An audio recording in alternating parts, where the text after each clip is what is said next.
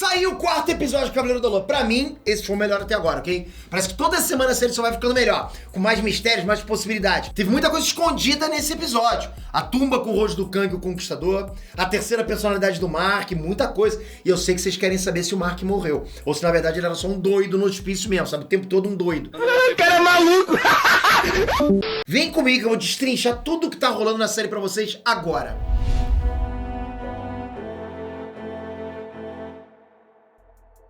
Inestrantes, Peter aqui. Galera, presta muita atenção nisso. R$3.500 é quanto ganha um gestor de tráfego no início de carreira. Quando ganha experiência, o salário passa para R$6.000 na média, tá? Quando o cara já manja, aí ele nem ganha mais salário, ele passa a ganhar comissão. E em muitos casos a gente tá falando de valores que, tipo, ultrapassam R$50.000 por mês. É isso que ganha um dos meus gestores de tráfego, pra vocês terem ideia. Mas Peter, é muita grana, você paga isso tudo pra ele. Pô, o cara me rende muito mais do que isso. Lógico que eu pago isso aí feliz da vida, né? E o mercado tá precisando de gestores de tráfego agora, já. Mas Peter, eu não sei nada disso. Então se liga que acabou de estrear na Cyberclass o curso Google Ads na prática, que vai te deixar um fera em gestão de tráfego e vai te dar um certificado válido assim que você completar o curso. E tem também o curso Facebook Ads na Cyber, hein? Eu te garanto, o mercado vai atrás de você depois disso. Com certeza o mercado vai atrás de você. Pra você ter ideia, tá? Um treinamento desse isolado custa em média R$497. Na Cyberclass, você acessa todos esses cursos a partir de R$29. R$29. Ah, e no link aqui embaixo, preste atenção, você tem 7 dias de trial. Não é pagar, usar e se não gostar, seu dinheiro é devolvido. Isso também tem, tá? Eu tô falando em entrar, não pagar nada, usar por 7 dias e só depois disso decidir se você quer pagar os R$29 ou não, ok? Porra, galera, não dá mole, né? Aproveita e clica pra conhecer, ok? Clicar é de graça, né? Galera, esse quarto episódio começou numa pegada meio Indiana Jones, né? Todo aquele lance de exploração arqueológica, desvendar a tumba perdida, coisa e tal. Me lembrou muito. E, pô, o Steven tá empolgadaço com isso, né? Ele é fissurado por arqueologia. A existência do Steven, a existência dessa personalidade é toda baseada nisso. A arqueologia egípcia é hobby dele. Profissão, sonho, paixão. E como o episódio começou nessa pegada de exploração, precisaram usar o Steven, né? Tinham que usar ele. Nesse caso, ele foi mesmo mais útil que o Mark, né? Não podia ter sido o Mark. Aliás, estão balanceando muito bem isso, né? As personalidades. Então, parece que tá vindo nos momentos certos, né? E aconteceu aquilo que eu tava falando pra vocês, galera. O Steven e a Layla estavam se apaixonando. Tava rolando um suelzinho ali, um climinha, vocês perceberam, né? Me chamaram de maluco, né? Falaram lá que era a teoria doida do Peter, mas, porra, de amor eu entendo. Tá pensando que eu saco de amor. Eu manjo também um pouquinho de cultura nerd, mas de amor eu saco mais. Eu amo vocês. Ai, tá bom, desculpa. Mas sério, galera, pra Layla deve ser uma situação meio bizarra. Por quê? Porque ela tá vendo o rosto do marido dela, né? O cheiro dele, pô, o seu cheiro me lembra muito dele. Pô, como é que não vai lembrar, né? Pô, meu cheiro também lembra do meu outra personalidade. É como se fosse ele ao mesmo tempo, mas não é ele, né? Então, por mais que ela fique com um sorriso bobo, vendo o jeito desengonçado do Steve, com certeza quando ela beijou ele foi meio estranho. Deu pra ver pela expressão dos atores, né? Aquele beijo meio assim, né? Ela deve ter se sentido quase como se tivesse traído o Mark ali. Até porque foi assim que o Mark se sentiu. Ele se sentiu traído, até ele deu um alto soco no Steven por beijar a mulher dele. Pá, foi isso. Mas no final das contas eu acho que o Mark vai ter que se acostumar a dividir a mulher. Qualquer namorada sua é nossa namorada também. A Layla tá casada com 2 caras ao mesmo tempo, né? Pô, tipo, veio 2 em 1. É verdade. Na verdade são 3, né? Mas a gente vai falar disso mais pra frente, aguenta aí. Antes eu quero falar, na boa, que eu curti muito toda a exploração na tumba. Tá tudo muito bem feito. Os cenários, a mitologia, as criaturas, os artefatos. Vai falar que não tava assustador, aqueles protetores da tumba mumificados. Eu cheguei a ficar com medo. Ali me passou um medinho. O medinho eu fiquei.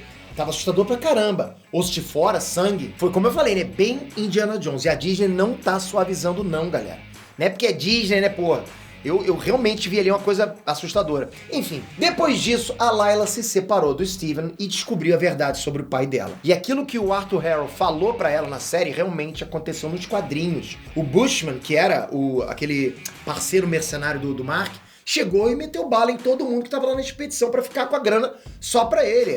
Mercenário, mau caráter, né? Só que, como essa expedição era no Egito, a estátua do Khonshu tava perto e dessa forma o Khonshu viu a situação e ressuscitou o Mark pra usar ele como avatar. Então, ou seja, o Mark foi o único que conseguiu se dar bem, né? Porque fora isso, o resto todo foi passado o cerol neles, né? Foi a mesma coisa que ele contou na série, igualzinho.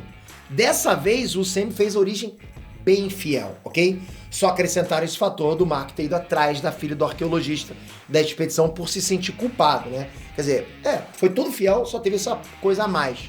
óbvio que a Layla vai ficar brava com isso. É o tipo de coisa que faz ela sentir como se o Mark fosse responsável pela morte do pai dela e ao mesmo tempo quebra a magia do que ela e o Mark tinham. Porque assim, na cabeça dela, antes eles tinham se conhecido e se apaixonado de forma natural. Agora ela acha que o Mark só cuidou e protegeu ela por pena, culpa. É só por consciência pesada mesmo. Ela chegou até a falar isso pra ele e dali não deu mais pra continuar aquele papo. Vamos ver como é que esses dois vão se resolver mais pra frente, né? Tá bom, Pedro, eu já vi que você manja de amor. Agora fala onde é que tá o Kang no episódio. Então, galera, na cena que o Steven acha a tumba do Alexandre o Grande, a parte de cima da tumba tem um rosto azul com linhas exatamente idênticas à máscara do Kang. Ah, pensei é viagem sua, é só coincidência. Se fosse só isso, poderia ser coincidência mesmo. O lance é que existe uma base nos quadrinhos. Galera, eu só trago pra vocês com base nos quadrinhos. Aliás, coincidentemente eu tô lendo agora uma saga com o Cavaleiro da Lua. Engraçado, né? Mas vamos lá. Kang, nos quadrinhos, tá? Numa das primeiras viagens no tempo que ele fez, ele voltou no Antigo Egito e dominou tudo. Kang foi o faraó Ramatut. Sabe, eu já trouxe isso aqui pra vocês, né? O Kang foi o faraó Ramatut. Isso não quer dizer que Alexandre o Grande era o Kang, mas que Alexandre o Grande quis ser enterrado como eram enterrados os faraós. E aquele rosto azul do Kang indica, sim, que a figura do faraó já era associada ao Kang pelos egípcios. O que eu tô dizendo é que muito provavelmente o universo principal do Sam, o Kang também foi um faraó e governou o Antigo Egito. Muito provavelmente. Por que eles fariam isso diferente, né? E essa versão do Kang que foi pro passado pode aparecer a qualquer momento no Sam, né? No filme Quantum Mania, na segunda temporada de Loki. Doesn't matter, my friend. Doideira. Aliás, quem assistiu a série do Loki vai lembrar bem o que aquela versão do Kang falou lá, né? Se vocês me acham mal, esperem só até conhecer minhas variantes. Lembra disso? Então vamos ficar atento para ver se nos próximos episódios vão ter alguma referência a esse período do Kang como o faraó Ramatut. Talvez até uma referência ao Apocalipse, né? O que é o primeiro mutante, que também foi um faraó nos quadrinhos. E que, por sinal, foi o Oscar Isaac, sabia disso? Ah, foi no filme lá da Fox, o Apocalipse era ele. Coisa louca, hein? Kang e Apocalipse, inclusive, já foram adversários. Já foram aliados também. É muito tempo história em quadrinho, né? Tem acontecido de tudo lá. Aquele rosto azul com linha dos dois não é igual por coincidência, não. É pelo mesmo motivo que a tumba do Alexandre o Grande tinha essa máscara na série. Mas enfim, o Mark até parecia que ia peitar o Arthur Harry e os caras lá quando encontraram ele na tumba, mas não teve jeito. Levou azeitona, levou um pipoco. Lembrei até do final do John Marston, né, no primeiro Red Dead Redemption. A gente teve só um gostinho de que ele ia sair dali na maior casca grossíssima, mas não dá, e ele acaba morrendo, né? Pra quem não entendeu a cena, foi isso aí mesmo. O Mark morreu ali, sabe? E não tem Khonshu pra salvar ele. Khonshu tá selado lá dentro da pirâmide de Gizé, junto com outros deuses egípcios. Como é que o Khonshu vai salvar o Mark agora? Apareceu aquele muro lá contra os deuses selados, todos no mesmo estado de estátua, que é o mesmo estado que tá a Mitch. O Steven tirou a Mitch de dentro do Alexandre Grande, que era o antigo avatar dela. Mas e aí? Como é que faz pra desselar uma deusa que foi transformada em mini estátua pelos outros deuses? Bom, talvez o cajado que o Harold tem dê pra fazer isso. Ele já mostrou que aquele cajado tem parte dos poderes da deusa Mitch. Então pode ser que ele já tenha um plano ou uma forma de usar o cajado para libertar ela. Eu cheguei até a pensar que a Mitch poderia escolher o Mark como avatar, já que ele tá morrendo do lado da tumba dela. Seria parecido com a forma que o Khonshu escolheu o Mark, mas o final da série mostrou um outro caminho. Apareceu outra deusa egípcia pro Mark. Muito cheionas. Eu gosto assim. Das paradas. Eu sei que vocês pensaram no Motomoto na hora, né? Mas aquela deusa egípcia hipopótama ali é a Taurete, uma deusa conhecida na mitologia pela característica de cuidadora. Ela cuidava dos outros deuses, protegia embarcações, era a deusa das águas também. Então é por isso que o Mark sente como se estivesse afundando nas águas depois de tomar os tiros. O que eu acho que deve acontecer é que a Taurete, sendo uma deusa protetora, vai salvar o Mark da morte por saber que ele tá lutando pelo bem. Na mitologia, Taurete ajudou Horus na luta contra Sete, que é um deus maligno. Então ela tá do lado dos mocinhos nessa história. Vai por mim. Ela é do bem. E me lembra muito também o Peter Potamos. Quem é que lembra, hein? Mas vamos lá. E antes que alguém reclame do CGI, galera, não. A Marvel não conseguiu contactar a Taurete real pra interpretar o papel dela mesma como um deus hipopótamo na série. E também não achou nenhuma mulher metade hipopótamo pra substituir ela, hein? Não dá, não dá. Eu sei que tem aí um pessoal ainda incomodado com o CGI, tá? Mas galera, só para um pouquinho, dê uma olhada em todo o set de filmagem, as construções, os artefatos, os designs da série. Pô, galera, na boa, né? Vamos botar um pouquinho esse ar de crítico, casca grossa um pouquinho pra fora. Deixa, não precisa, né? Bota o teu lado mais, porra, mais fã, mais aquele cara casual que quer ver uma coisa bacana. Tudo historicamente super acurado que tá ali. Os caras criaram do zero cenários inteiros. Tumbas, labirintos, templos. Aquilo lá é de verdade, galera. Tudo de verdade. Construíram pra série. Tudo que você tá vendo não é tela verde, não. Nem o deserto é. Os caras estão lá mesmo. Os atores realmente foram pro deserto. Levaram a equipe toda pra gravar lá. Tanto que nas cenas desse episódio dá pra ver os atores com os poros dilatados, suando de verdade. Eles estão todos suados lá, né? E tudo isso que eu tô falando pra vocês, de construir templos, cenários inteiros, tudo do zero, criar toda uma estrutura de gravação no deserto, são coisas que custam muita grana. Obviamente o CGI acaba sendo um pouquinho sacrificado, digamos assim, porque boa parte do dinheiro você tá usando pra criar coisas reais, pra criar uma atmosfera real. E porra, na boa, aquilo ficou bacana também, né? Agora, criaturas completamente místicas, não tem o que fazer. Você tem que usar CGI. Então assim, é uma série cheia de coisa feita de forma prática e bem feita. O CGI acabou não sendo a principal prioridade, mas isso, pelo menos a mim, o que não me incomoda de verdade mesmo. Principalmente nesses 2 últimos episódios. Pra mim, tá bem ok. A maioria das outras séries de heróis tem CGI bem abaixo do CGI de Cavaleiro da Lua. E tu assiste de boaça. Pô, só tu lembrar daquele Flash correndo lá. E aí, como você tá? Tudo bem? Como vai? Você sabe, né? Então, de verdade, eu não tenho o que reclamar da produção da série. Dá pra ver que tem muito esforço ali, detalhismo na produção. Até por parte dos atores também. As atuações estão incríveis. O Oscar Isaac é realmente incrível, né? Porque só de você olhar pra expressão, pra postura corporal, já sabe se ele é o Mark ou o Steven. Se é a Khonshu usando o corpo dele pra falar por ele, né? O cara manda bem demais nas discussões com ele mesmo. Tava muito bem atuando como um doido lá, um doido dopado na cena do hospital psiquiátrico nesse episódio. Todos os atores, na verdade, ficaram bem convincentes nessa cena do hospício. Pô, o Ethan Hawke como psicólogo, bom demais, né, galera? Vamos até aproveitar agora pra falar dessa cena do hospício, que fez a cabeça de muita gente explodir. Essa cena dá a entender que nada do que a gente viu até agora na série é real. Que no final das contas o Mark é só um doido no hospício. Steven era um arqueologista estilo Indiana Jones do filme que passava lá no hospício. A Layla era uma doida de lá. O Crowley, que trabalhava de estátua na praça, na verdade era outro doido que fazia bingo no hospício. Aquele homem e aquela mulher que trabalham pro Arthur eram na verdade enfermeiros de lá.